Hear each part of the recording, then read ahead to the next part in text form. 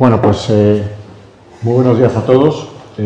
Tengo el placer hoy de presentarles a Manuel Gómez. Primero voy a presentarme yo mismo, soy Pablo Gustó, vicepresidente de ASEPEL, y hoy tenemos el placer de tener aquí una persona muy especial, tanto por su currículum como por el motivo de la conferencia que va a impartir hoy. Manuel es presidente de Avantgreen, que es una empresa especializada en asesoramiento en temas de sostenibilidad, energía y cambio climático. De hecho, ha impartido clases durante muchos años en programas vinculados a toda la parte financiera del cambio climático, todo lo que tiene que ver con la financiación bancaria, la financiación de los multilaterales, los mercados de capitales, y las conferencias que imparte normalmente suelen versar sobre la parte más financiera y regulatoria del cambio climático. Además, ha sido director de un programa vanguardista de finanzas para el cambio climático durante varios años, un programa pionero que ha contado con el apoyo de la Oficina de Cambio Climático a lo largo de muchos años, ¿no? Tiene una experiencia importante internacional, ha trabajado en varios países, siempre vinculado a temas de energía y vinculado a temas de sostenibilidad, con lo cual tiene una experiencia además en el ámbito del negocio internacional. Y por otro lado, tiene esa doble vertiente, ¿no? La vertiente profesional, como presidente de Avantgreen, especializado en este ámbito del mundo de la empresa que he comentado, y por otro lado, del ámbito académico, como he comentado, como profesor, como director de programas y además como autor de un libro que va a presentar estos días, un libro precisamente que habla de las claves financieras del cambio climático. Es el primer libro que se escribe a nivel internacional sobre esta temática, porque se habla mucho del cambio climático, pero no se habla tanto del proceso de transformación, del coste que va a tener transformar una economía basada en carbono en una economía más sostenible. Y ese proceso de transición tiene un coste para el sector no financiero, para las empresas, pero también para el sector financiero. Y precisamente es una de las especialidades de Manuel Gómez, es el cambio que va a suponer para toda la banca en general la transformación de una economía basada en carbono a una economía más sostenible, y será uno de los temas que hoy abordará, ¿no? Con lo cual yo creo que hoy es un día muy especial, primero por la presentación de su libro, segundo porque el perfil de Manuel es un perfil muy especial, porque combina la parte profesional y la parte académica perfectamente. Es un hombre muy pragmático, él ha impartido conferencias incluso a consejos de administración de bancos y ha trabajado de manera estrecha con la Asociación Española de Banca, con la AEB, y ha participado en numerosos foros, en todas las COPs prácticamente ha estado, en la COP de Marrakech, de Katowice, en la COP de París, con lo cual está absolutamente actualizado, y esa actualización se plasma en el libro, que yo aconsejo a todo el mundo leer, porque además es un libro muy especial y de verdad creo que es el único que hay en el mundo.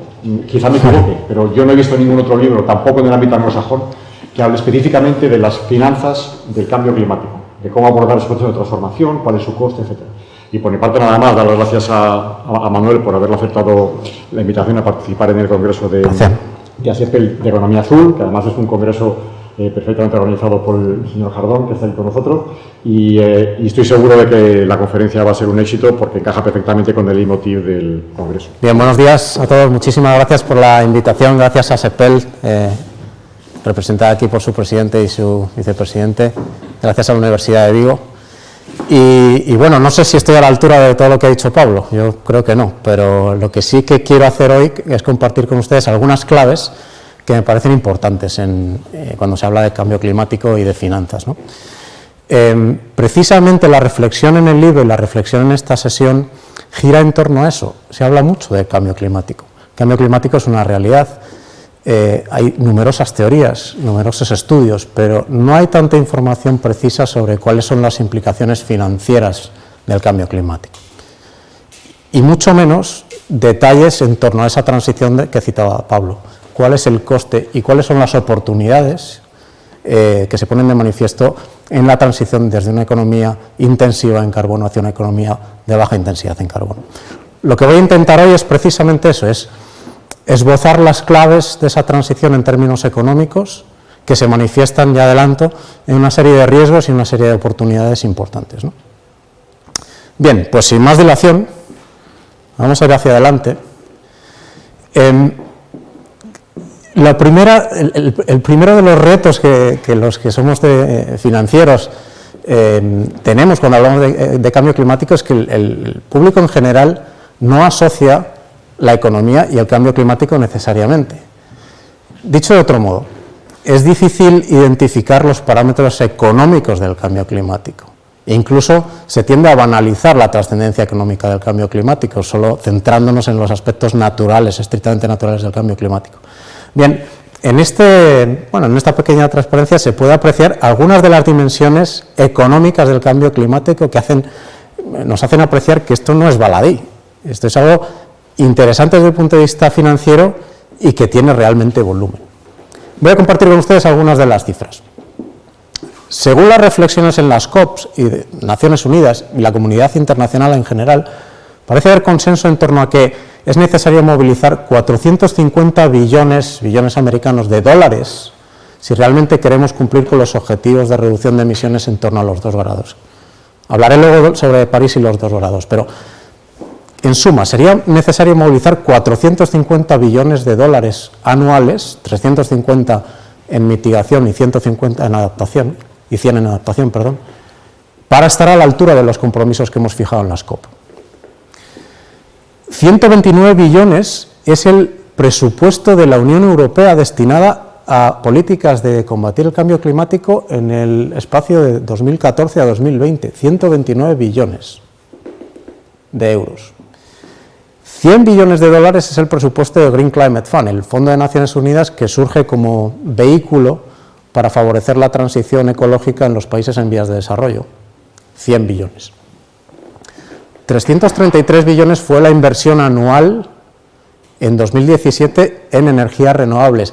Inversión, por cierto, que luego analizaremos, sigue sosteniéndose a lo largo del tiempo a pesar de la reducción de los costos operativos de las energías renovables. Es decir, seguimos invirtiendo a niveles espectaculares en energías renovables a pesar de todas las tendencias que oímos y todos los tópicos que se oyen en torno a lo que pasa en Estados Unidos, lo que pasa en China.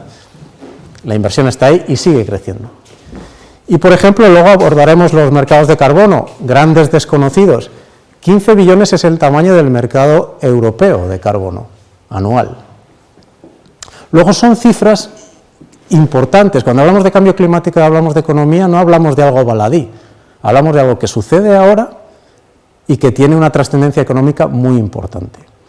Quizá uno de los desafíos es precisamente visualizar, contextualizar estas cifras, tomar las decisiones adecuadas y lidiar con uno de los problemas que ya avanzo que es importante cuando se habla de cambio climático y de finanzas, y es el desacoplamiento entre los objetivos del mundo financiero y la lucha del cambio climático. ¿Qué quiere decir todo esto?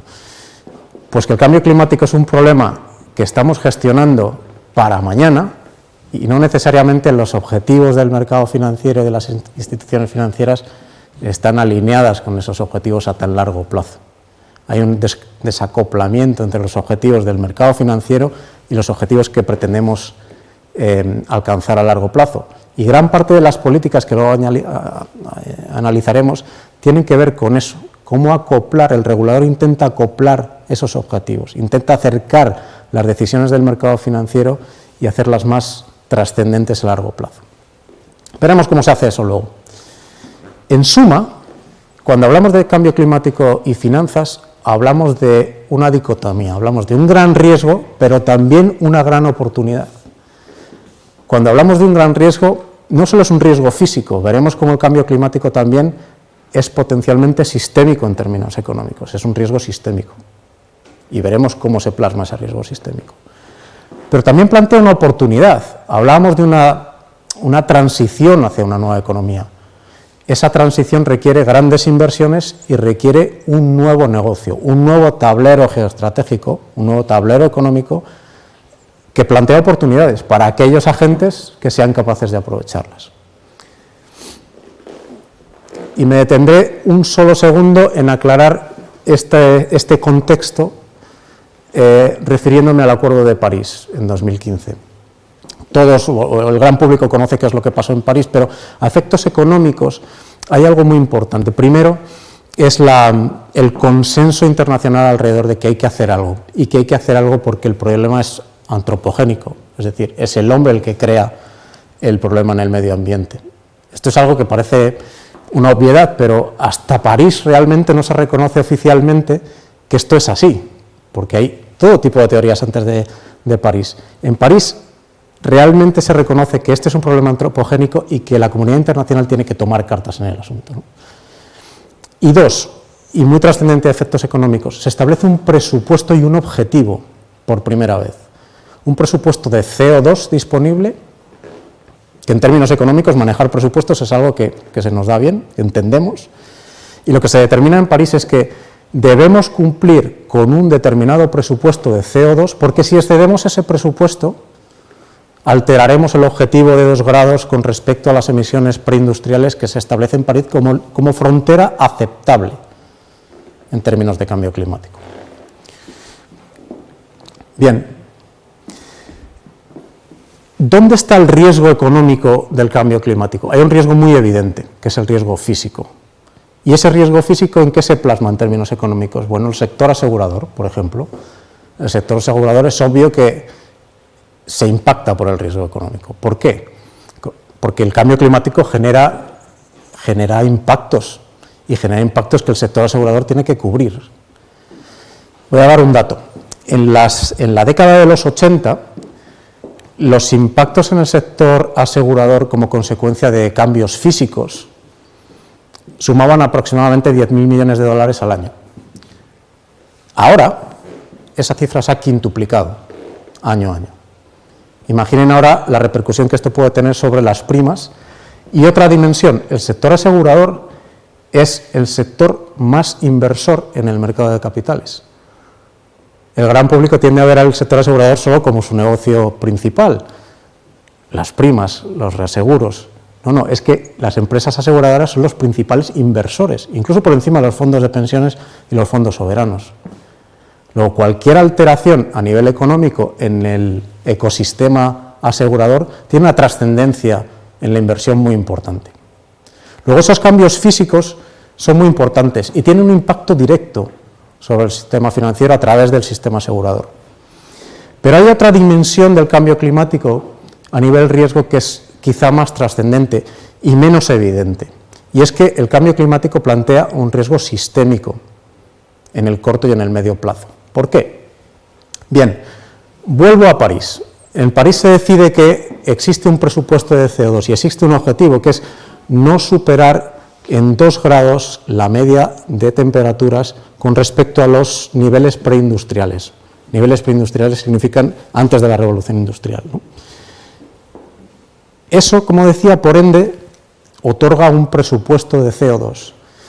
¿Y qué quiere decir? Que si nosotros respetamos ese presupuesto, si somos capaces de alterar nuestro sistema productivo, nuestra economía, para mantenernos en ese presupuesto, no pasará nada. Respetaremos esos 2 grados que son aceptables desde un punto de vista económico. Si no lo hacemos, las consecuencias económicas serán muy importantes. La cuestión es, esa adaptación puede realizarse desde una perspectiva benigna o desde una perspectiva adversa.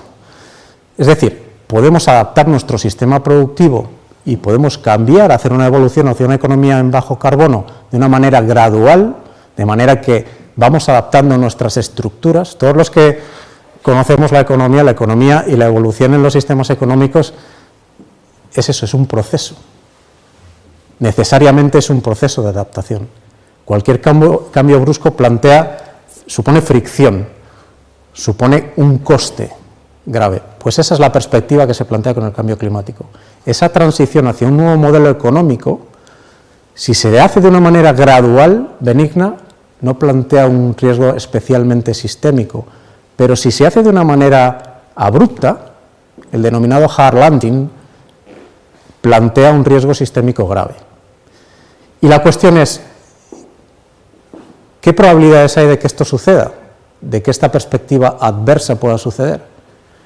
Bien, si nos fijamos en este gráfico, es un gráfico preparado por la Agencia Internacional de la Energía. El área naranja representa las emisiones relacionadas con el mercado energético, las emisiones de CO2. La línea azul representa la evolución del presupuesto de CO2 según los acuerdos de París. Y lo que podemos ver instantáneamente es que agotaríamos ese presupuesto de CO2, de seguir las emisiones del sistema energético tal y como están, en 2040. Ya en 2040. Luego, si en 2040, para cumplir con los objetivos, o en ese proceso, tuviéramos que adaptar todas nuestras estructuras económicas de una manera abrupta, hay un riesgo sistémico muy importante a nivel financiero, que ahora desgranaremos y veremos cuál es la razón de ser de ese riesgo. Luego, es plausible ese escenario de aterrizaje forzoso, hard landing, aterrizaje maligno, en fin, llamémosle como sea. Una adaptación brusca es posible. Es posible. Y en ese escenario, ¿dónde está el riesgo? Bien, el riesgo se manifiesta, ese riesgo sistémico se manifiesta desde varias perspectivas. La primera de ellas es el impacto macroeconómico en el coste de la energía. La energía, todos sabemos que es algo transversal a la economía, afecta a todos los sectores en mayor o menor medida, a los propietarios de viviendas, a la industria, al transporte, es algo que necesitamos para producir. En un escenario abrupto, en el que hacemos esa adaptación al nuevo escenario de cambio climático de una manera abrupta, el coste de la energía sufrirá tensiones muy importantes, el precio de la energía subirá de una manera muy importante. ¿Por qué? Primero, habría una reducción de oferta significativa. Si yo tengo que adaptar toda mi estructura productiva de energía, en este caso, a un nuevo método, pues necesariamente no estarán preparadas esas nuevas estructuras basadas en energías renovables, en sistemas no basados en combustibles fósiles, y por tanto, al no estar madura esa nueva oferta, la reducción de la oferta ocasionará un incremento de precios, una inflación en el coste de la energía. El coste de producción, lógicamente, será también mayor. ¿Por qué? Pues porque si necesitamos hacer esa adaptación de manera abrupta, pues seguramente las nuevas estructuras no tengan un grado de madurez óptimo y por tanto el coste sea mayor. En tercer lugar, ese coste de las infraestructuras, por lo mismo que digo, porque esa madurez no se ha producido tecnológicamente, es más que probable que esas infraestructuras sean muchísimo más caras que si hubiéramos hecho esa transición de una manera gradual.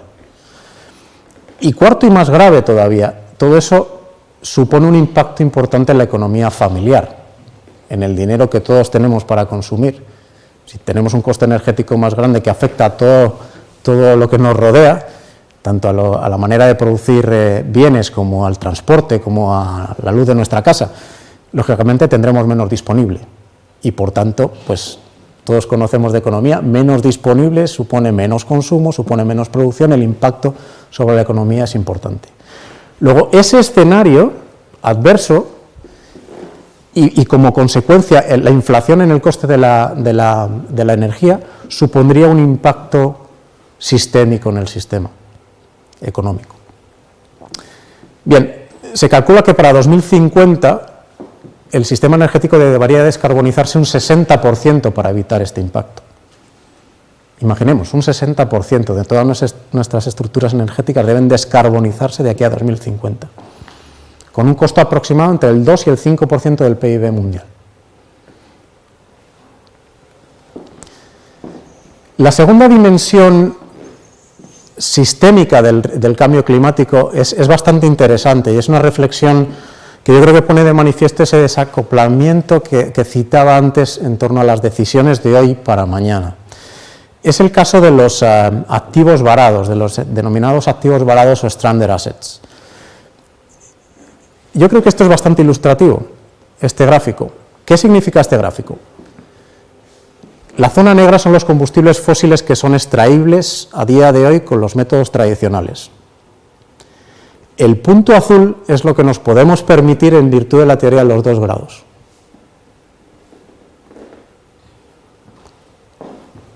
¿Qué se deduce a partir de esto? Bueno, a mí me viene algo en la cabeza instantáneamente. Si esto es así, hay que cambiar. El modelo económico de después de la revolución industrial, o el modelo económico de la segunda parte del siglo XX, incluso basado en combustibles fósiles, no es válido. Debemos cambiar, debemos transformar nuestra economía, 100%. Segunda reflexión, si eso es así, ¿cuál es el impacto geoestratégico de esto? Porque el tablero económico mundial está configurado sobre la base de en gran medida, sobre la base de la producción basada en combustibles fósiles. Pensemos en el Oriente Medio, por ejemplo. Si todo esto se abandona, ¿cuál es el impacto sobre esas economías? ¿Cuál es el impacto sobre economías que viven realmente de los combustibles fósiles o que basan su sistema productivo sobre combustibles fósiles? Pero otra tercera reflexión, y es que estos combustibles fósiles están en algún sitio, ¿no? Los tiene alguien, forman parte de activos y pasivos, existen ya en nuestro sistema financiero, existen en nuestras empresas. De una manera más gráfica todavía. El sector del oil and gas supone 5 trillones americanos de capitalización bursátil a nivel global. Es decir, estamos diciendo que ese sector teóricamente no tiene un papel preponderante que jugar en una nueva economía de baja intensidad en carbono, pero representa 5 trillones de capitalización bursátil.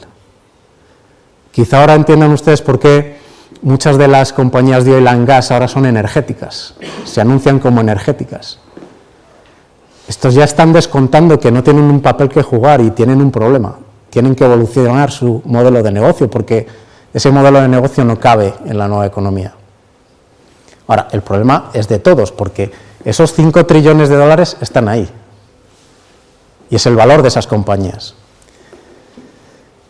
Se supone que de no hacer nada, esas compañías están expuestas a una pérdida de 28 trillones de ingresos en un escenario de 20 años. Ingresos que son, al final, participaciones de accionistas y ahorros y fondos de pensiones, en fin, es dinero de toda la comunidad. Y algo todavía más diabólico, y es que esas empresas suponen 2,3 trillones en crédito. 1/3 del sistema crediticio mundial. Es decir, si esas empresas tienen un problema, todo el sistema crediticio tiene un grave problema. De hecho, la tabla que ven ustedes ahí, que he preparado, está basada sobre un análisis del Consejo Europeo de Riesgo Sistémico, que depende del Eurosistema. Bien, se calcula que solo en Europa 1 trillón de euros, 1 trillón americano de euros, es la exposición del sistema financiero a las posiciones en empresas de oil and gas. Es decir, ya en los activos y pasivos de las aseguradoras, de los fondos de pensiones, de los bancos de la Unión Europea, existe 1 trillón de euros que hay que gestionar. Porque el problema con los activos varados es que esos activos, en un futuro, se devaluarán, no juegan un rol trascendente en la nueva economía de baja intensidad en carbono y por tanto no tienen un valor en el largo plazo.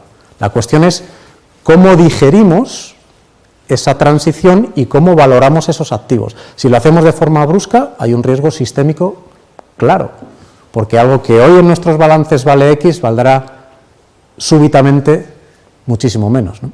Luego, la gestión de esos activos varados es trascendental en el sistema financiero. Y espero que esto ilustre ese riesgo que evidentemente desde fuera no es patente, pero que es algo muy importante. Bien, hablamos que una dimensión en la que se podría manifestar ese riesgo sistémico del cambio climático era el costo de la energía, aparte de los riesgos físicos, lógicamente. El segundo son los activos varados. La tercera dimensión es el impacto sobre el riesgo soberano de los países. Hay muchos análisis al respecto, algunos de ellos, como el que vemos ahí de Standard & Poor's, son interesantes, pero básicamente la reflexión es, claro, lo injusto también del cambio climático es que no es un cambio, a pesar de que es un cambio global, no tiene incidencia de manera democrática, digamos, en cada uno de los países, sino que el cambio climático será más abrupto y tendrá una incidencia peor en unos países que en otros. Y coincide que en los países menos desarrollados es más probable que el cambio climático suponga financieramente y económicamente un impacto muchísimo peor. ¿Por qué? Bien, este análisis de Standard & Poor's lo que hace es evaluar una matriz de datos, pero básicamente la lógica aplicable a casi todos los análisis que he visto en el mercado es que en la medida en que la economía esté más basada en combustibles fósiles, y pensemos que en muchos países además no solo la venta o extracción de petróleo o de combustibles fósiles es la clave de la economía, sino que además la empresa que lo hace es una empresa nacional que está ligada a la deuda soberana nacional también. Como decía, uno de los parámetros es ese, el grado de vinculación de la economía al negocio del oil and gas. Otro de los parámetros es la vulnerabilidad física del país a los cambios climáticos. En concreto, Standard & Poor's, por ejemplo, en este análisis utiliza el ratio de población que vive alrededor de la costa o de zonas potencialmente influenciables por el cambio climático. Y tercero también es el grado de diversificación de la economía en sectores que teóricamente tienen un futuro en una economía de baja intensidad en carbono. Todo esto nos da una matriz de riesgos que lo que viene a expresar básicamente es que el riesgo soberano también puede verse muy influenciado por la evolución del cambio climático. Y adivinemos cuál es la respuesta. Los países más vulnerables también lo son en materia de riesgo climático. Luego, espero haber sido capaz de ilustrar con estas pequeñas pinceladas que el cambio climático no es solo un riesgo físico, sino que a nivel económico entraña un riesgo sistémico que es tangible. Bueno, ¿y qué hay que hacer al respecto? ¿Qué se está viendo ya? ¿Qué se hace al respecto? Algunas medidas, tanto microeconómicas como macroeconómicas, ya están siendo más que evidentes. Se han dado cuenta ustedes que a nivel, a corto plazo, estamos viendo muchísimas directivas, muchísima regulación en torno a la transparencia. Ahora mismo alguien se compra un billete de avión y no sé si han observado que viene la huella de carbono de mi viaje. Bueno, esto no es algo que hace la empresa aérea Gratis et Amore, sino porque la regulación le obliga. Están sujetas a mercados de carbono, les obligan a suministrar su huella de carbono, a reducirla, y en fin, esto es algo que realmente tiene mucho que ver con esas regulaciones de transparencia que son exigibles a los agentes del mercado. En ese sentido, a mí me gustaría destacar, por ejemplo, a nivel europeo, la directiva de 2014-95, que ha tenido su trascendencia en su transposición en los distintos países. Por ejemplo, en Francia probablemente sea el caso en el que más se ha desarrollado, donde se exige una serie de parámetros, no solo a las empresas cotizadas, sino empresas de cotización media, digamos, o de capitalización media, obliga al disclosure o a la transparencia en torno a los riesgos climáticos en sus balances. Y esto es un paso muy importante que está llegando a todas las empresas cotizadas, pero aguas abajo a casi todas las entidades. Y no solo por el ámbito regulatorio, sino por también la presión de los distintos grupos de interés, incluidos los consumidores, ¿no? Bien, hay iniciativas también voluntarias muy interesantes, como las que ha lanzado el Financial Stability Board y el Task Force Related to Climate Risk Clauses en el Financial Stability Board también. Son voluntarias y dirán ustedes, bueno, ¿y qué ganan las empresas haciendo esto? Pues ganan mucho, porque hay una conciencia en sus grupos de interés que les obliga o que les empuja a ser más transparentes con los daños climáticos o sus exposiciones a nivel climático. Bien sea por criterios de marca, bien sea por criterios de interés, bien sea porque estos riesgos que explicaba antes, latentes, son exigibles por parte de los accionistas o de los inversores. Esta serie de criterios de transparencia son cada vez más comunes. A nivel regulador, el regulador ya puede modelizar algunos de estos riesgos en sus sistemas, en sus test de estrés. Cuando hablamos del costo de la energía, para el regulador europeo, por ejemplo, es fácil modelizar cuál sería el impacto sobre la economía global de un coste superior de la energía, cuál sería el impacto sobre el PIB, sobre el desempleo. Esto es posible. Y estos carbon stress test generales empiezan a ser, bueno, pues una tónica habitual. Y son base para medidas. Pero a medio plazo, ¿qué vamos a ver? A medio plazo vamos a ver carbon stress test específicos, test de carbono específicos. Y esto me extenderé luego un poco más cuando hable de regulación bancaria, pero significa básicamente que a medida que el regulador va teniendo más información para cada una de las entidades, porque paradójicamente todos creemos que el regulador tiene toda la información del mundo, pero no es así. El regulador no puede ahora determinar para el banco X cuál es su cartera de préstamos y tiene visibilidad absoluta sobre esa cartera. No, todavía no, pero la tendrá. Y en ese momento podrá calcular la exposición de cada uno de los productos y cada una de las posiciones de la cartera. Y entonces sí podrá determinar algunas políticas de acción muy específicas, muy clínicas o quirúrgicas, que podrá decir, bueno, pues voy a aplicar o voy a exigir un mayor consumo de capital en determinadas posiciones, o voy a exigir provisiones, o voy a poner una tasa, un impuesto, si quiero direccionar el flujo de capital hacia otro lado, ¿no? Bien, como digo, me extenderé un poquito más en torno a esto posteriormente. Como decía, la Unión Europea, por ejemplo, que es probablemente punta de lanza a nivel internacional en este tipo de políticas, ha tomado la iniciativa en torno a una legislación muy potente para transformar el sistema bancario. De hecho, el año pasado hubo un comité, un grupo de alto nivel que la Comisión lanzó para establecer toda la arquitectura normativa del sistema bancario y del sistema financiero europeo. ¿El objetivo cuál es? La Unión Europea ha decidido que esa transformación desde una economía de alta intensidad en carbono a baja intensidad de carbono es estratégica, pero no a nivel financiero, sino a nivel productivo. La Unión Europea quiere que esa sea la nueva forma de producir en un futuro inmediato y ser, como digo, pioneros en este nuevo modelo a nivel global. Y para ello es consciente de que el flujo de capital público está muy bien y es necesario, pero no es suficiente. Es necesario movilizar capital privado y el sector financiero, lógicamente, tiene un rol capital en ese sentido. Luego, he pretendido resumir las 8 variables más importantes que ese grupo de alto nivel puso encima de la mesa y que forman parte de toda la batería normativa que está viniendo de la Unión Europea en torno al sector financiero. Que son las siguientes, no me voy a extender mucho, pero voy a citar todas. Una taxonomía común. ¿Qué significa esto? Cuando hablamos de cosas verdes y de cosas sostenibles, pues hay que concretar qué es verde y qué es sostenible en términos financieros. Esto que parece, bueno, pues algo etéreo, es muy importante. Hay que definir qué flujos de capital, qué productos, qué conceptos son realmente sostenibles, verdes y se alinean con las políticas macro. Luego, un área muy importante es dar consistencia a estos conceptos y aportar claridad a estos conceptos. Una segunda área muy importante son las obligaciones que la Unión va a intentar imponer a los agentes del mercado en torno a la incorporación de criterios de sostenibilidad en su toma de decisión y en sus productos, estableciendo plazos, estableciendo políticas, estableciendo necesidad de información y necesidad de incorporación de estas normativas ESG. Transparencia. La transparencia será clave para el sector financiero, a nivel producto, a nivel relación con el cliente, a nivel esos riesgos que citábamos antes, que están varados en sus activos y en sus pasivos, será necesario cada vez más para el sector financiero ponerlos de manifiesto.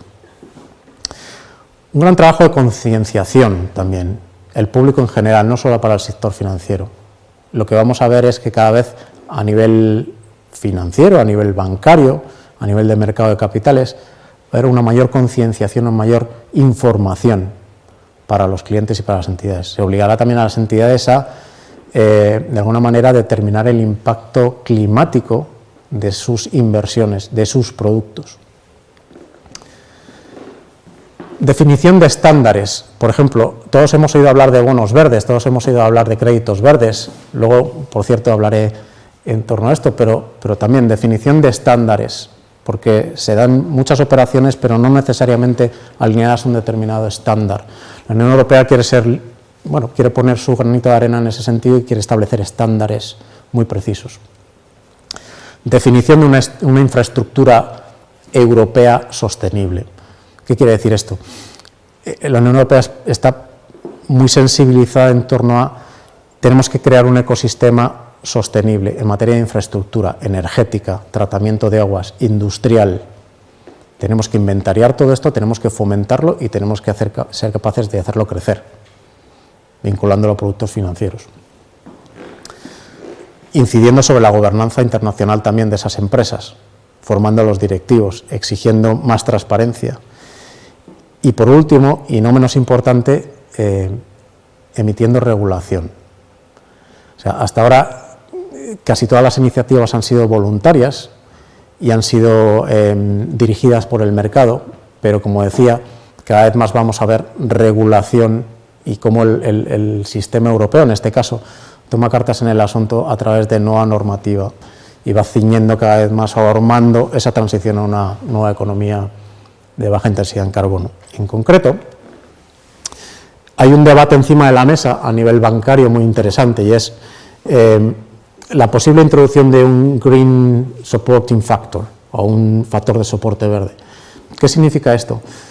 Algunos dicen, bueno, ¿y qué pasa si lo que hacemos es estimular a los organismos financieros, al sistema financiero, para que apunten en la dirección correcta?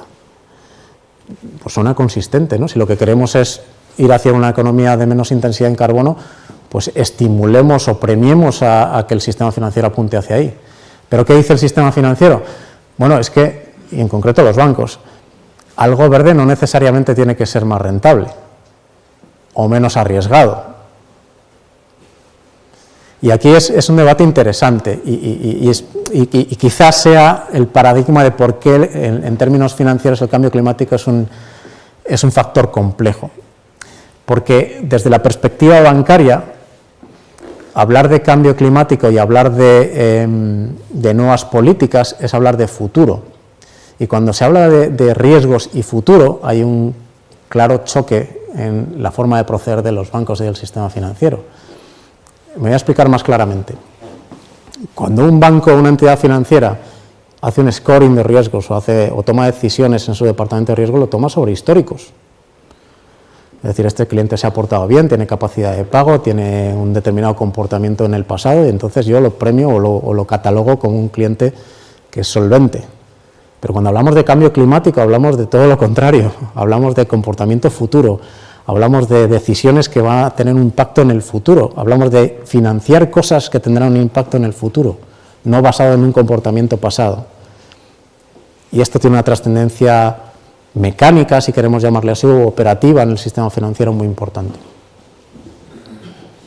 Tal es así que el debate gira en torno de ese Green Supporting Factor o Brown Penalization Factor, es decir, ¿por qué no adoptamos la otra medida? La que citaba antes, la de tasas, la de provisiones, la de mayor coste de capital. Entonces, este es un debate interesante que veremos en el corto plazo cristalizar sobre normativa. Bien, y como citaba antes, será muy importante en el sistema bancario la supervisión y los carbon stress test específicos. En Europa, en particular, la granularidad de la información todavía no existe, lo citaba antes.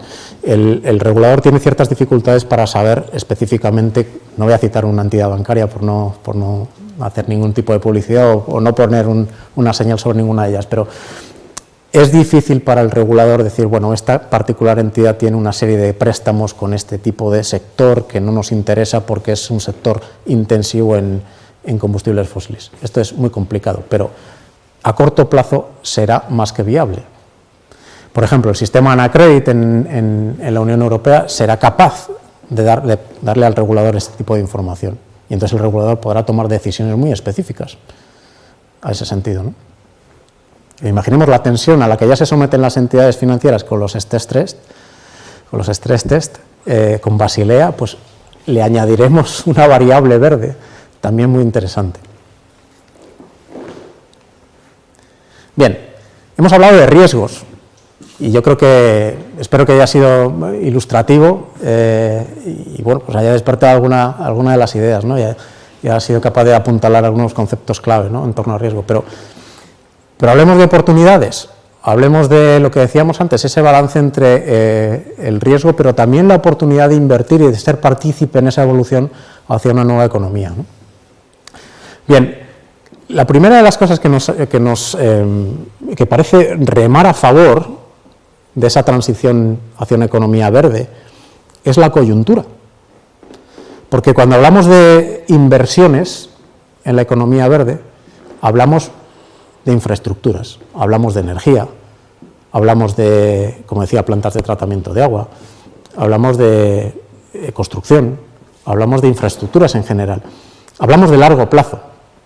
Y en un contexto como el actual, con bajísimos tipos de interés y con rentabilidades en la economía verde que superan los 2 dígitos sobre el retorno del capital, pues parece que todo rema a favor. Es decir, vemos en esta curva esta línea azul representa el coste al que se endeudan las corporaciones, coste medio al que se endeudan las corporaciones. Este es el coste, el interés medio de los depósitos de las corporaciones. Luego vemos que la horquilla realmente no supera el 2 en el caso de la financiación y es muy próxima al 0 en el caso de los depósitos. Por contra, vemos aquí la evolución del costo de las células fotovoltaicas del negocio solar en los últimos años. Ha experimentado un descenso del 80-90% del costo de capital. Es decir, lo que antes, una planta solar que nos valía en 2010 100, en estos momentos se construye por 20.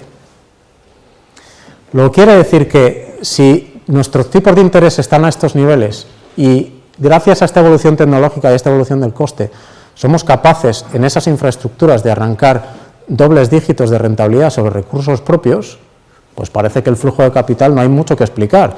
O sea, si aquí me están remunerando del 0 al 2% y aquí soy capaz de conseguir 7, 8, 9, 10, 12%, esto rema a favor. Y además, el trinomio se completa con la estabilidad y el largo plazo.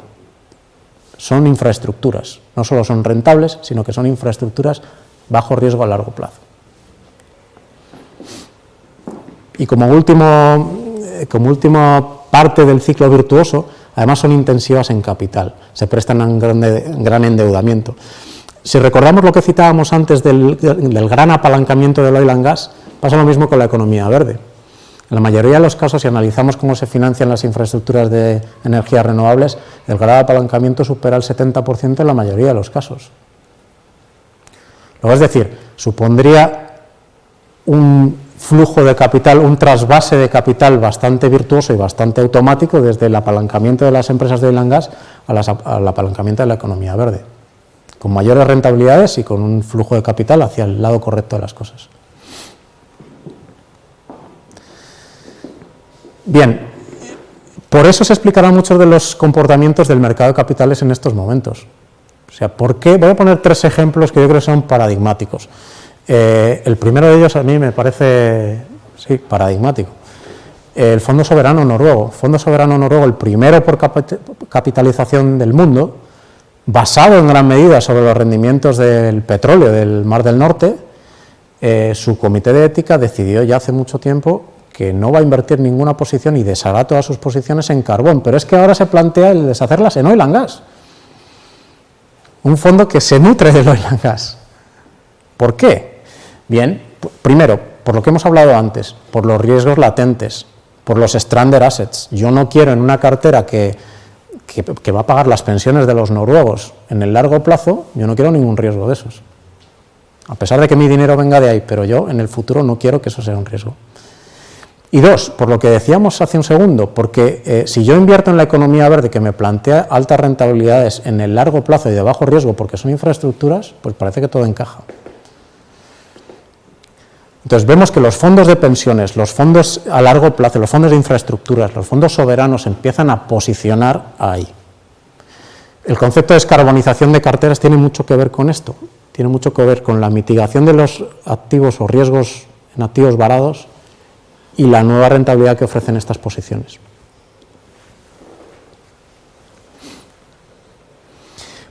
Pero es que además hay un grandísimo negocio que hacer en esta transición. Y voy a poner algunos ejemplos. Primero hay un grandísimo coste que evitar. Según datos de la Organización Mundial de la Salud, el coste relacionado con la polución y con el cambio climático tiene tintes dramáticos en algunas economías. Es el 4%, supone el 4% del PIB en la OCDE, pero el 11% del PIB en China. Entonces, mucha de la gente con la que coincido en exposiciones y demás, habla así, pero París no tiene ningún sentido porque Estados Unidos y China no apoyan, le da igual, si es el mercado lo que dirige esto. O sea, en Estados Unidos efectivamente la administración Trump no reconoce el cambio climático como un problema, sin embargo Estados Unidos es el segundo inversor mundial en renovables y gran parte de los estados de Estados Unidos tienen una política activa contra el cambio climático, como California, que tiene hasta un mercado de carbono. Luego sí, no es bueno, no es un mensaje positivo el de Trump, pero su influencia realmente es relativa.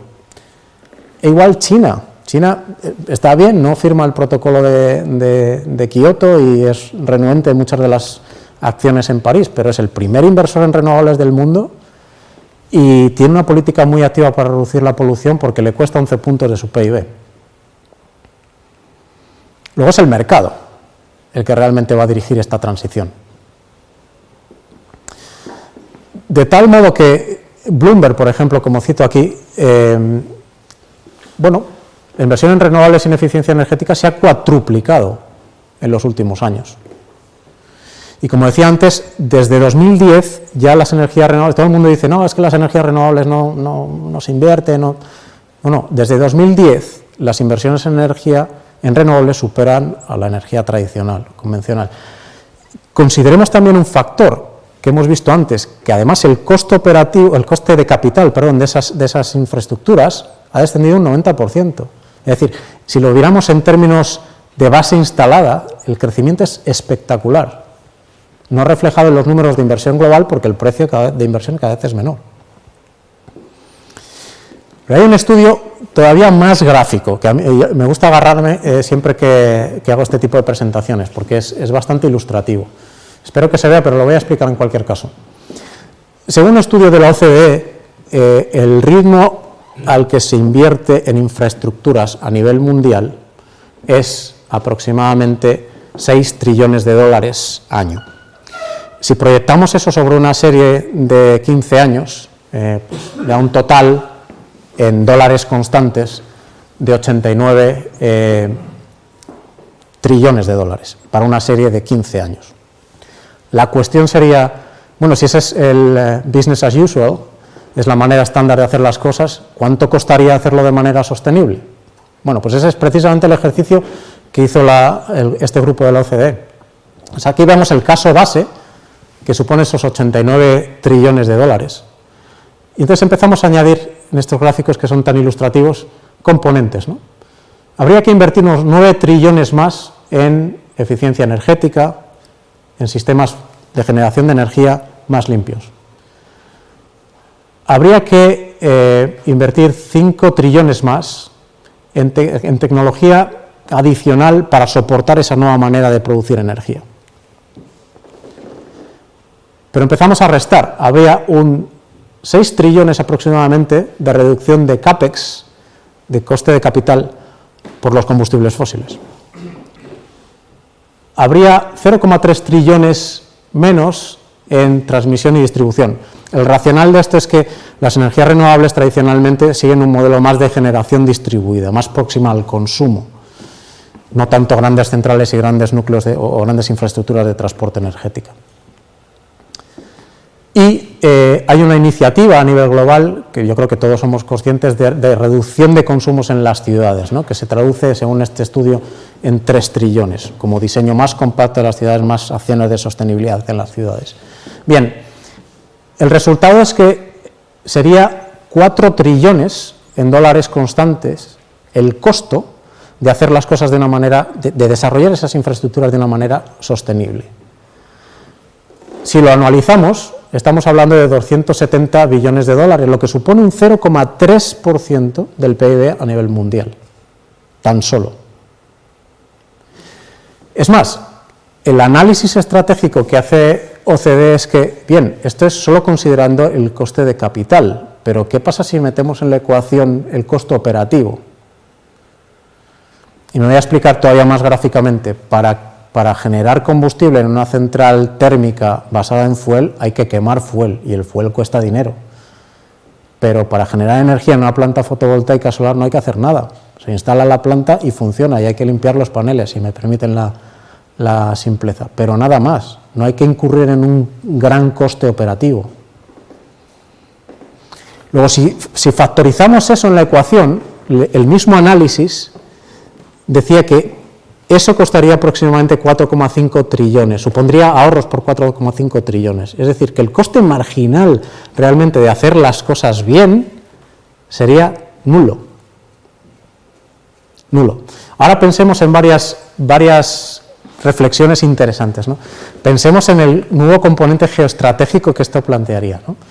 Pensemos que por un momento vamos a intentar hacer todas estas infraestructuras y vamos a dar un giro a la economía en ese sentido. Pensemos la nueva organización a nivel mundial que estamos planteando, el nuevo reto o la nueva oportunidad para algunos de los países, algunas de las economías, para generar negocio y reposicionarse dentro del tablero, ¿no?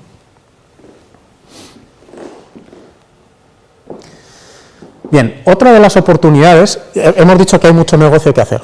Bien, pero es que además hay mecanismos para financiarse y mecanismos para conseguir fondos originales ligados al cambio climático y que son específicos y que algunos de los agentes ya están aprovechando lo están aprovechando con fruición incluso. Bien, fondos públicos y banca multilateral yo creo que son los más obvios. Existen varios mecanismos que emanan de distintas plataformas. Citábamos antes el Fondo Verde de Naciones Unidas, Green Climate Fund, con 100 billones de dólares, el rol de la banca multilateral en sus diversos estados, en sus diversas organizaciones, el Grupo Banco Mundial, las diversas organizaciones regionales, todos tienen unos programas que, por cierto, no solo consisten en canalizar fondos, sino también en tutelar y en prestar las mejores prácticas a cada uno de los países y a cada uno de los destinos, ¿no? Pero me voy a tener en dos aspectos que yo creo que son originales y que son muy desconocidos, ¿no? Aunque se habla mucho de ellos. El primero de ellos son los bonos verdes o los credit loans también, o los green loans, créditos verdes y demás. Bien, ¿qué aporta un bono verde? ¿Qué es un bono verde? Todo el mundo habla de bonos verdes. ¿Qué es un bono verde? Pues un bono verde no se diferencia en nada en un bono normal, en nada. Sigue siendo un préstamo que un emisor hace a un inversor en un tiempo determinado con un determinado cupón. Nada diferencia un bono verde en su concepto, en su mecánica, a un bono tradicional. Ni siquiera el rating, ni siquiera el colateral es distinto. Hay bonos verdes cuyo rating es el del emisor, como un bono normal, o bonos por proyecto, o bonos asociados a securities. Nada de eso es distinto. ¿Qué lo hace distinto? Lo hace distinto, para mí, dos cosas fundamentales, muchas cosas, pero dos capitales. La primera, los bonos verdes están regidos por una serie de principios que debe certificar un organismo independiente y que básicamente garantizan que se destinen a proyectos verdes, a proyectos específicos. Ahí hay toda una batería de principios que desarrolla tanto ICMA, la International Capital Associations, Market Association, la Asociación Internacional de Capitales, o Green Bond Principles, es otra asociación que vela por los estándares de este tipo de bonos, ¿no? Se deben adherir a proyectos verdes, que deben ser certificados como verdes. Y además, la transparencia es máxima.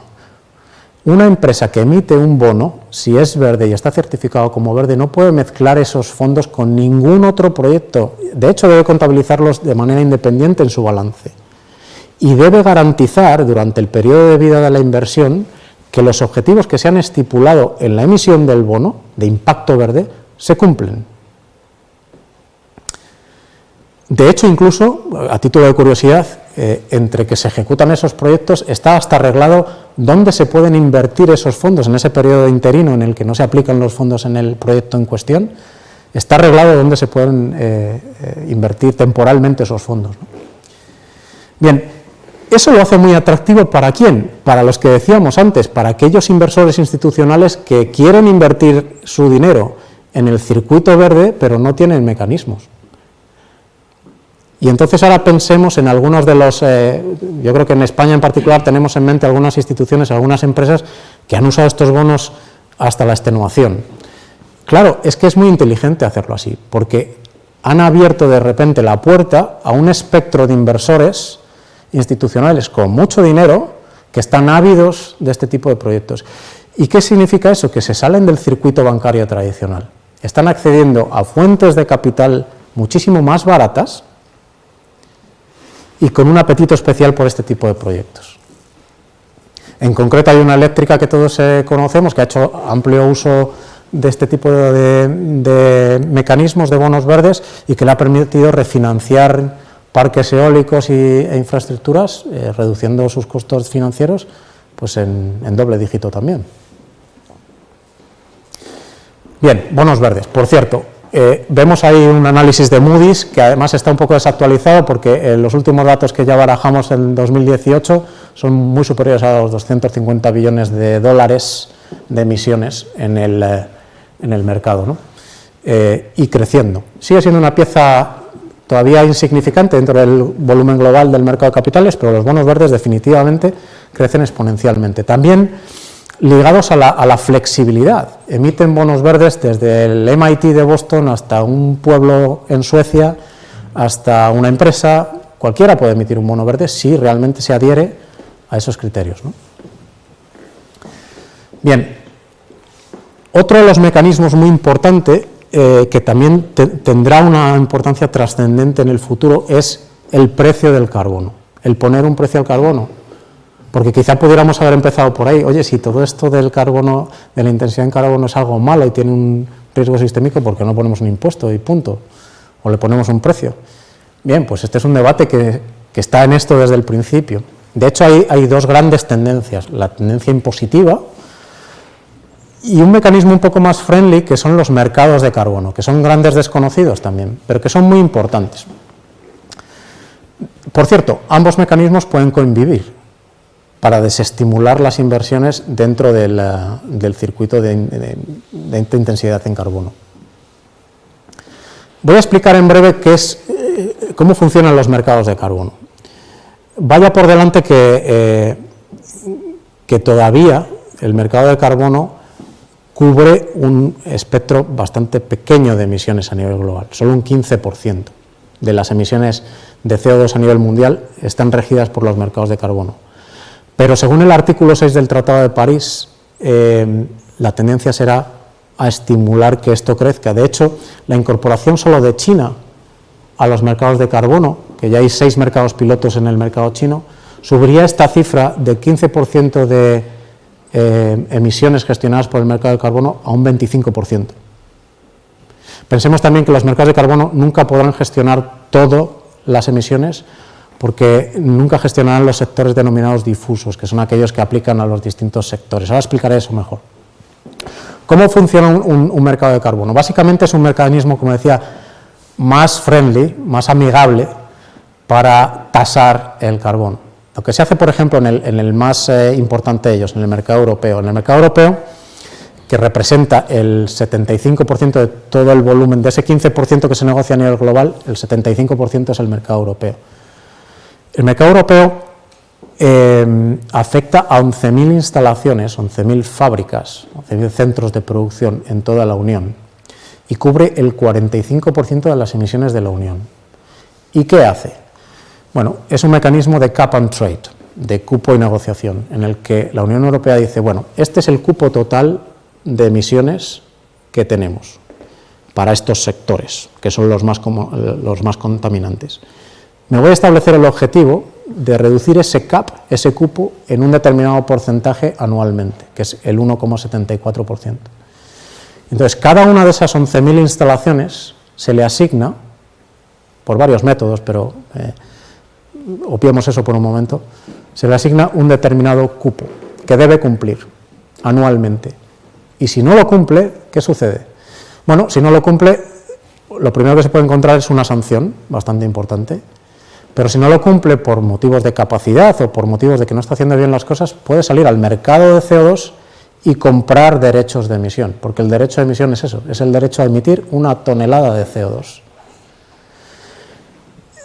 Por contra, aquellos que sí cumplen tienen un incentivo económico en hacer las cosas bien. Si yo cumplo con mis objetivos, con mi cupo y reduzco mis emisiones, tengo una serie de derechos de emisión que me sobran y que puedo negociar en el mercado y vendérselo a esos que necesitan porque se han pasado de sus emisiones, ¿no? Luego se establece un mecanismo de mercado por el que hay un incentivo y un castigo en materia de uso de las emisiones de CO2. Este es un mercado que no ha tenido un predicamento muy importante porque el coste de los derechos en realidad ha cotizado incluso a cero en los últimos años, pero ya el derecho de CO2 en el mercado europeo ha excedido niveles de 15 16, 17 euros la tonelada de CO2. Y esto ya sí que empieza a pesar en las cuentas de resultados de las empresas. Muy importante. Lo igual, por ejemplo, empresas de energía, empresas de petroquímica, empresas de azulejos, empresas de tratamiento térmico, todas esas están regidas por el mercado de CO2 y se les exige un compromiso de reducción anual. Lo interesante de estos mercados es, como decía, que el mercado europeo cubre el 15% aproximadamente de todo, perdón, el mercado europeo más los otros mercados a nivel global cubren aproximadamente el 15% de las emisiones de todo el mundo. Pero cada vez se incorporan más mercados porque es donde la comunidad internacional quiere dirigir el mercado de CO2. Solo la incorporación de China supondría un 25%, pero es que la tendencia es a ligar todos los mercados, a que ese derecho de CO2 se pueda negociar en un ámbito transnacional, cosa que tiene sentido, porque la mayoría de los agentes tienen un footprint, una perspectiva supranacional. Dicho de otro modo, si tenemos un mercado de CO2 global, pues evitaremos que alguien que emite emisiones en un mercado que las penaliza se vaya a otro mercado que no tiene nada de regulación. Se busca homogeneidad. Lo que vemos en este mapa es las zonas verdes uniformes, son mercados donde ya existe un mecanismo de CO2, un mercado de CO2. Incluso las zonas más intensas, rayadas en verde, son donde coexisten una tasa y el mercado de CO2. Y las zonas en naranja es donde se plantea la existencia a futuro de un mercado de CO2.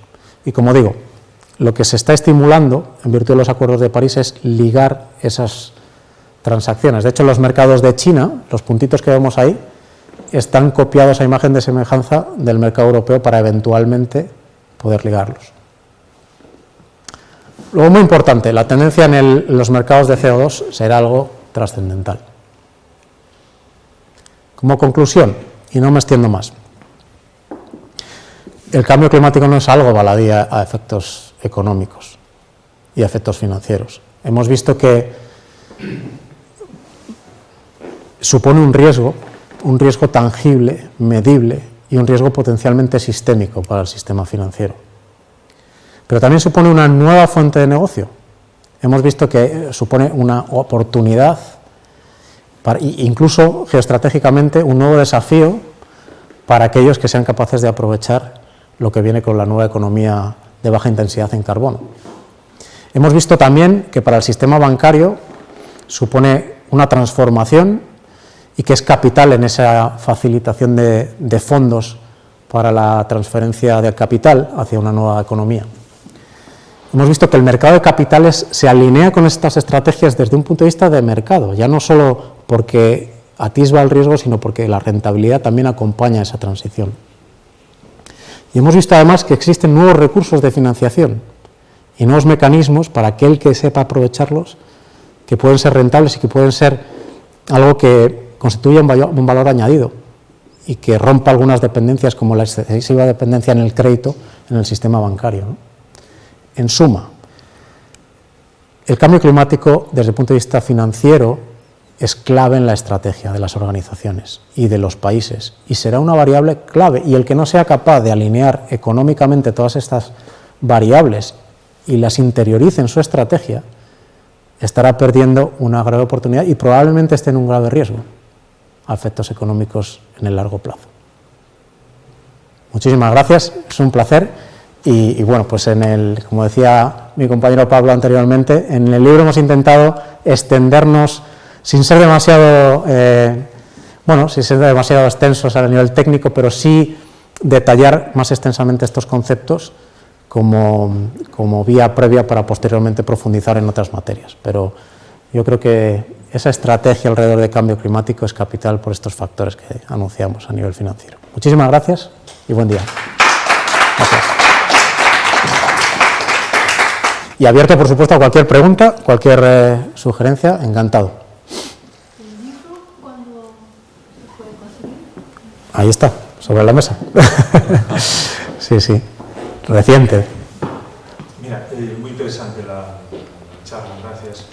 En principio principio, yo un poco quizás si saco un mensaje así un poco de esto es que quizás por el lado de las oportunidades parece que la cosa no va tan mal, ¿no? Porque empezabas primero la transparencia diciendo, bueno, pues hay muchas necesidades, pero también hay ya pues mucha inversión en renovables, hay pues, fondos públicos disponibles, en fin.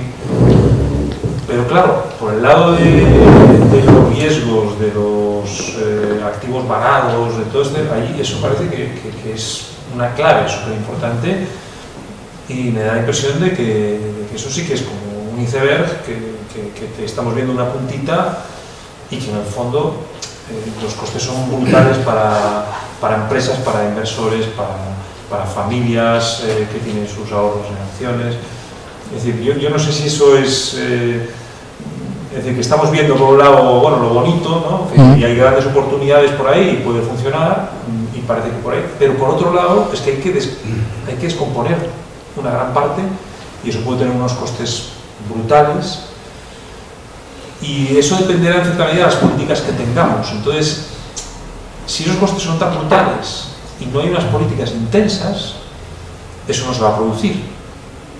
Y si no se produce no podremos cumplir con París, porque es un poco la zanahoria y el palo, ¿no? Exacto. Entonces, bueno, pues la zanahoria puede que esté funcionando. El palo, a ver, porque si esos costes son tan elevados, tan extensos, seguramente montemos lobbies, grupos de presión que no van a permitir que esto suceda, ¿no? Entonces yo querría ver si esta conclusión que yo saco de tu presentación es así, o quizás tú eres más optimista, ¿no? En el sentido de que, bueno, te centras solo en una parte de los... No, te sacas una conclusión absolutamente ajustada a lo que intentaba decir. O sea, hay una oportunidad manifiesta, pero hay unos riesgos brutales que no son perceptibles desde fuera.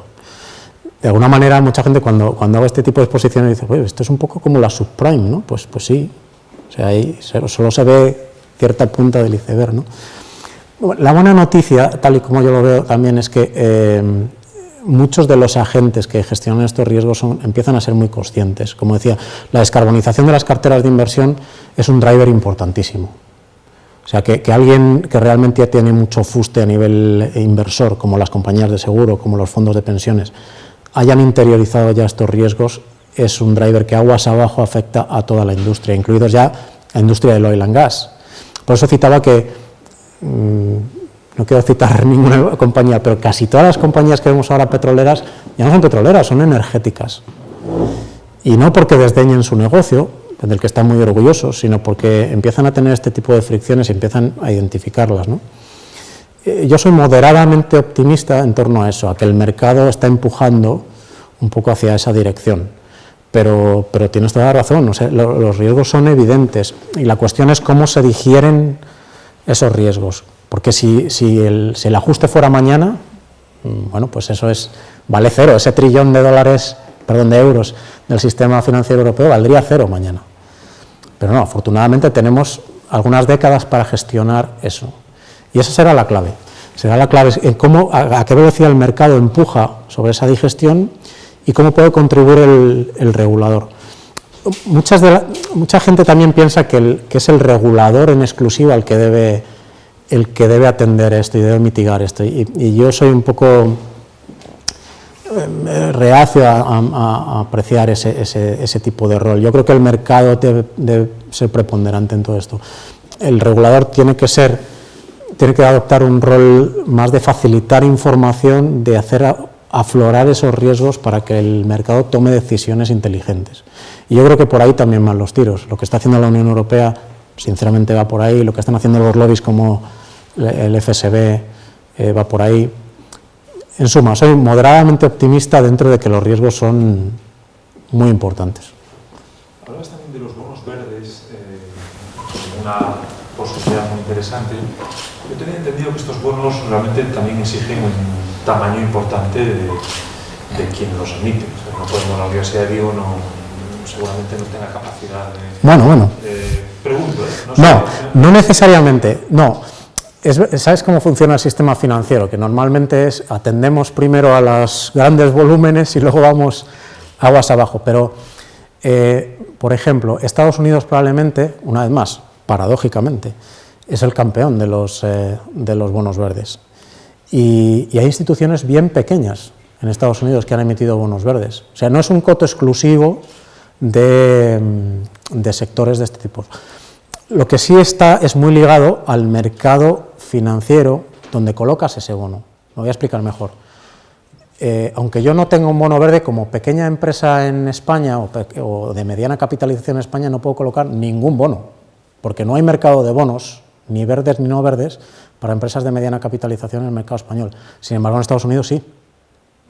Entonces, como el rating del bono verde o el bono no verde da igual, en Estados Unidos sí hay facilidad para que ese tipo de instituciones, como la Universidad de Vigo, hay universidades en Estados Unidos que emiten bonos verdes, o en Suecia, sin ningún tipo de problema, o municipios que emiten bonos verdes. Pero tiene más que ver con la capacidad de negociación de esos bonos, no tanto con el atractivo. Y ese, en España en particular, es un desafío, claro, porque lo que no es bancario tiene un recorrido muy... Pues el 80% de la financiación de las empresas es bancaria. Pero vendrá. Yo me quedaba una duda también. Entre los riesgos, no hablaste del riesgo de la capacidad de velocidad de transformación, en el sentido de que estamos ahora mismo capacitados para reconvertir toda la energía basada en el carbono en energía limpia, o cuánto tiempo se puede tardar en conseguir, digamos, ese reajuste. Esa es la clave de bóveda de los riesgos de los que hablaba, de transición. Cuando hablaba de ese aterrizaje benigno o ese aterrizaje duro, es precisamente lo que citas. Capacidad hay. Lo que pasa es que lidiamos con planos muy complejos también. Ya no es solo voluntad inversora, sino también voluntad de transformación de un sector como el energético, que es un sector muy difícil de atacar, porque ha sido cuasi monopolístico hace 4 días, ¿no? Y sigue siendo monopolístico en muchas localizaciones fuera de Europa, Estados Unidos, en mercados liberalizados, ¿no? Entonces, no es tanto por un problema de capacidad, que yo creo que además a los precios razonables de hoy en día sería muy fácil, sino por más un tema de voluntad política. Ahí hay un tema por ejemplo, un ejemplo paradigmático puede ser el autoconsumo, ¿no? En España en particular. Bueno, pues yo podría mañana ponerme una instalación en mi casa y ser autosuficiente, pero hasta hace 4 días no puedo, porque no me lo permite la ley, o mejor dicho, me desincentivan de tal manera, a través de impuestos, peajes y tal, que hacen inviable el negocio, ¿no? Entonces yo creo que tiene más que ver con una desregularización total del sistema energético y desmonopolización total del mercado energético que un problema de capacidad. Ahora, respondiendo en concreto a tu pregunta, yo creo que el mercado está poniendo en su sitio todo esto, porque una vez más, si ves a las energéticas, las empresas de electricidad están apostando por las renovables pues con muchísima fruición, por 2 motivos, porque están sujetas al mercado de carbono y tienen una necesidad perentoria de transformar su base de generación, y 2, porque quieren mantener su posición predominante en un mercado que va a ser intensivo en renovables. Entonces ellas mismas van a hacer esa transición. Recientemente se anunciaba, bueno, este año, una planta solar en España, en Extremadura, de 500 megavatios. Esto es una auténtica monstruosidad en términos absolutos, pero bueno, yo creo que es ilustrativa de la base de generación que está cambiando totalmente.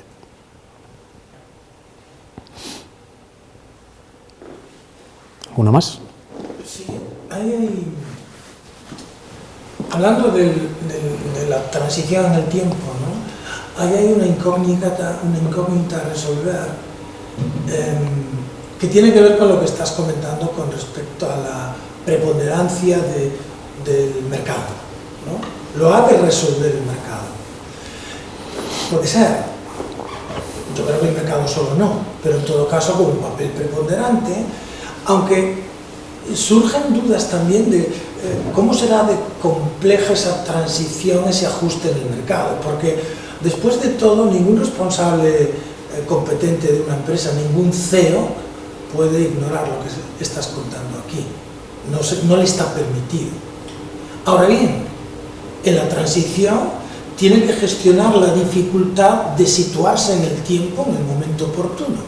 Y por lo tanto, ni correr mucho, ni quedarse atrás. Y el momento de la transición, por lo tanto, es delicadísimo.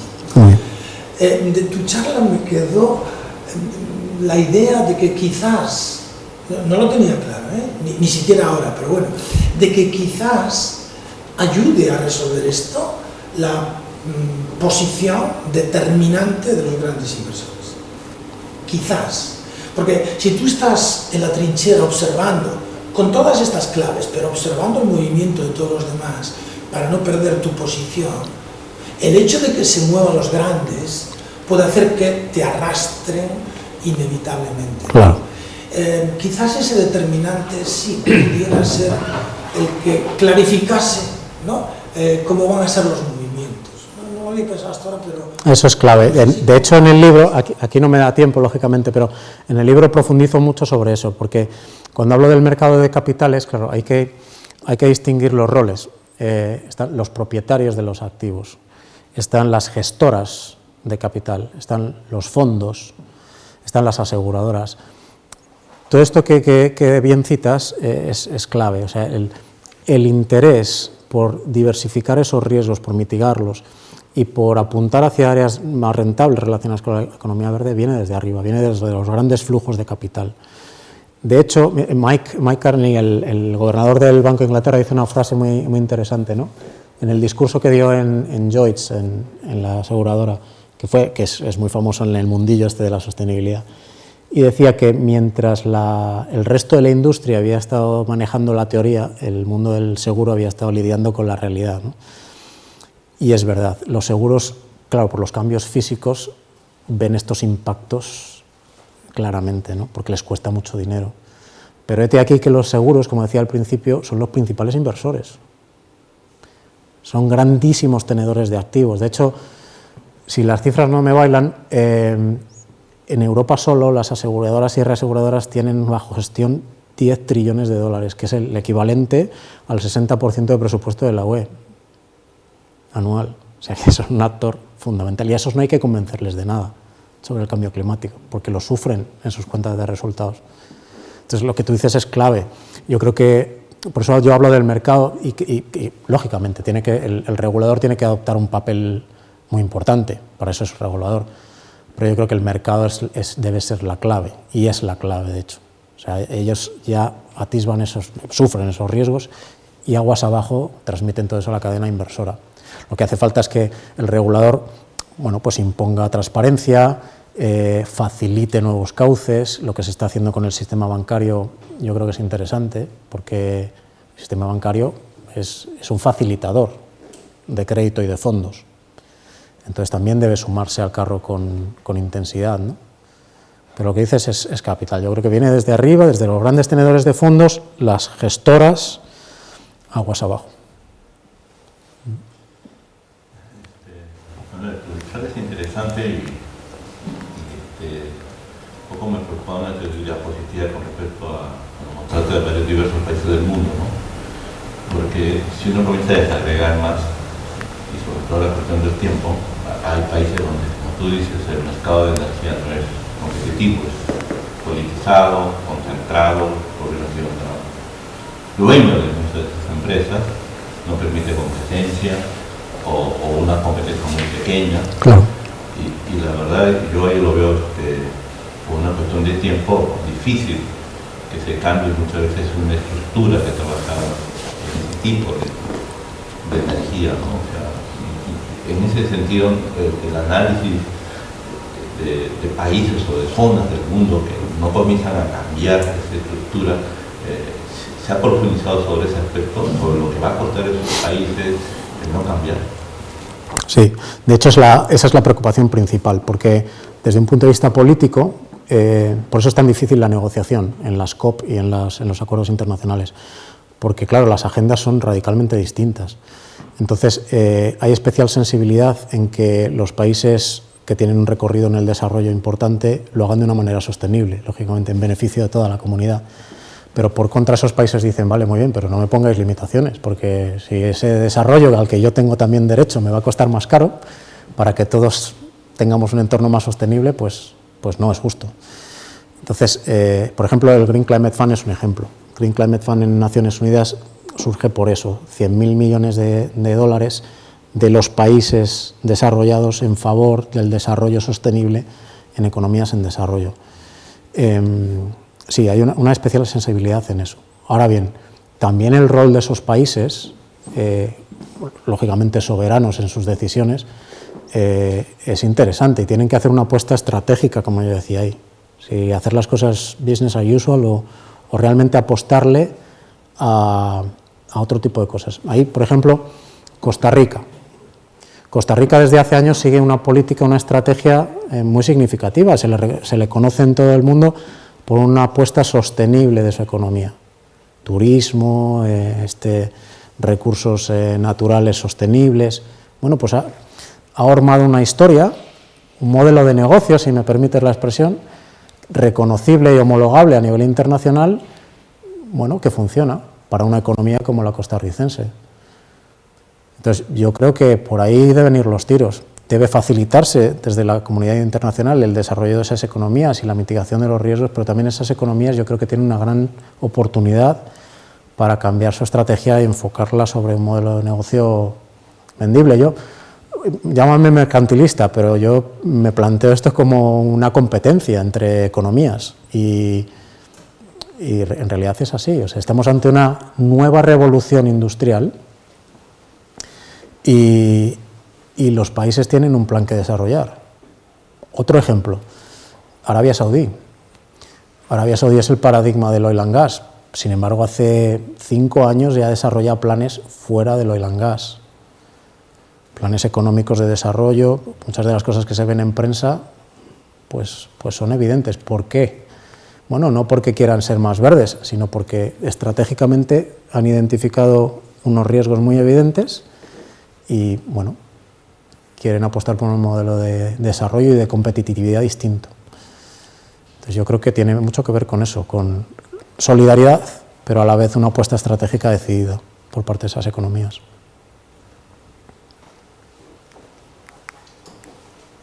Muy interesante, los datos muy profundos. Muito obrigado.